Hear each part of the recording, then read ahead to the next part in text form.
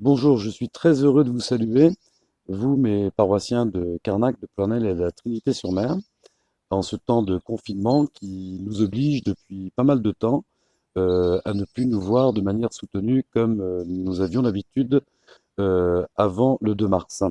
Voilà, je souhaitais prendre contact avec vous via cette vidéo pour vous saluer et vous donner des nouvelles de la santé de vos prêtres. Tout va très très bien.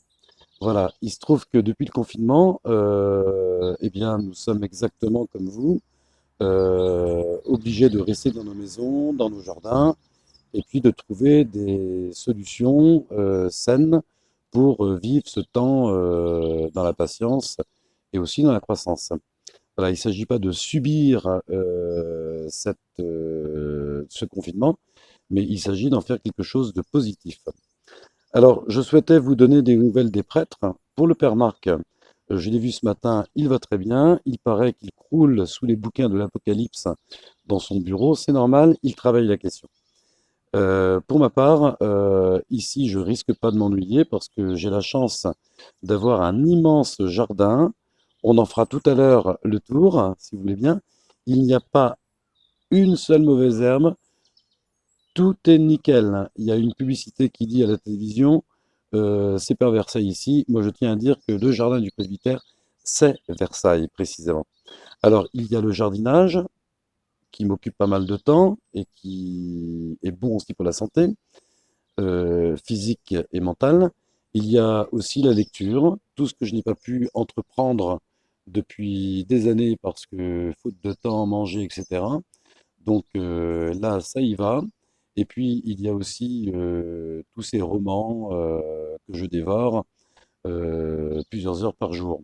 Il y a aussi toutes les séries ou les films qu'on peut regarder. Et il y a quelque chose qui me passionne particulièrement, c'est de recevoir par WhatsApp ou par SMS toutes ces petites vidéos plus humoristiques les unes que les autres. Et c'est très important de continuer à sourire, surtout dans une époque où on risque de se laisser avoir par la morosité.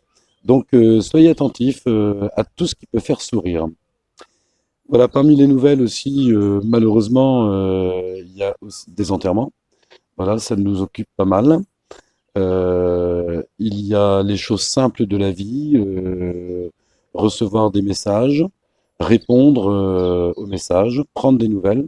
Et je ne voudrais pas vous donner des conseils à deux balles, mais je souhaite quand même que vous vous portiez bien.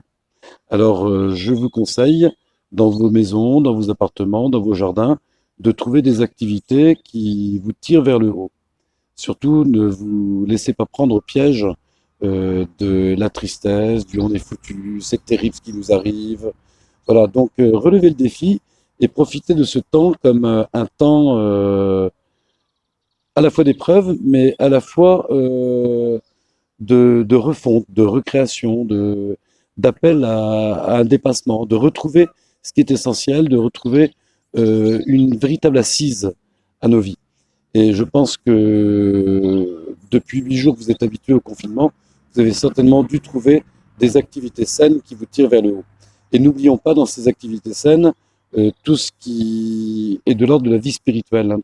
Nous avons le temps maintenant de lire des ouvrages de spiritualité, de lire la Bible. Voilà.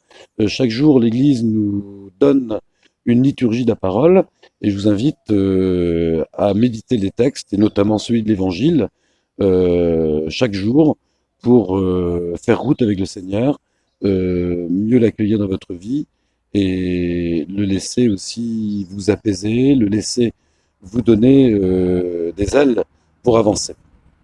Voilà, donc soignons ensemble notre vie spirituelle. Alors ici, nous pourrons vous donner quelques tuyaux, puisque la grande nouvelle depuis quelques jours, c'est que nous venons de créer notre chaîne YouTube. Alors vous tapez sur votre moteur de recherche YouTube, Paroisse de Carnac, et normalement, avec un peu de chance, vous devriez y arriver. Et nous sommes en train de mettre plusieurs vidéos en ligne pour vous stimuler dans votre vie spirituelle, votre vie chrétienne, et que ce temps du carême soit un temps profitable. Voilà. Donc vous pourrez y aller et puis faire connaître les liens à vos amis autour de vous. Voilà, surtout occupez-vous sainement par une activité physique en faisant ce que vous avez à faire dans votre maison, euh, sans oublier évidemment la vie spirituelle. Et puis j'aimerais vous donner deux intentions de prière parce que comme recteur de Karnak, je reçois quand même pas mal de messages, sous toutes les formes d'ailleurs, où on m'invite à prier pour telle ou telle personne qui est malade, alors malade du coronavirus ou d'autres choses, mais en tout cas, je découvre que cette épidémie, elle est vraiment à nos portes et que des gens que nous connaissons sont touchés, laissant des familles en plein désarroi. Alors, je vous invite à porter dans votre prière, bien sûr, les malades, les personnes qui les soignent, c'est évident. C'est d'ailleurs la raison pour laquelle le maire de Karnak a pris une très belle décision, qui est de faire sonner les cloches à 20 heures tous les soirs, de façon à nous unir à ce qui se passe sur tout notre pays, d'applaudir et de remercier toutes les personnes qui donnent vraiment de leur temps et de leurs compétences au service de nos frères malades. Donc je vous invite à vous associer à ce temps d'expression nationale de remerciement. Et je souhaite aussi particulièrement vous donner deux intentions de prière parce que certaines personnes me téléphonent pour me dire qu'elles sont déprimées parce qu'elles sont seules, elles savent pas trop quoi faire, voilà. Et ça, c'est ce qui risque de menacer pas mal de gens, la déprime, parce que on risque de s'installer dans ce confinement.